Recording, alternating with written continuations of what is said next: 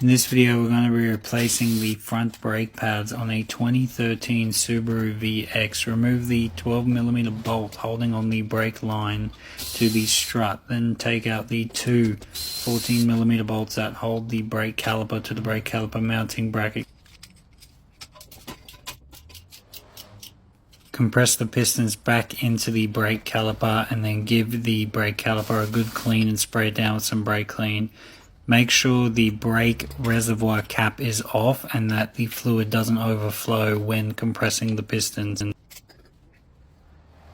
Remove the brake caliper slide pins clean and then re-grease them.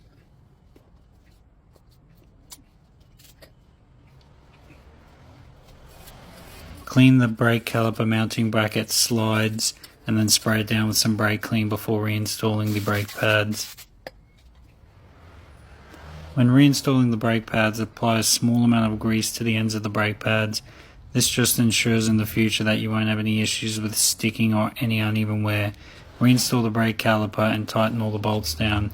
Before doing this, make sure the rotor is in reusable condition, as the customer only replaced this rotor 2 weeks ago but didn't have enough money at the time to replace the pads. Please like, share, follow. Thank you.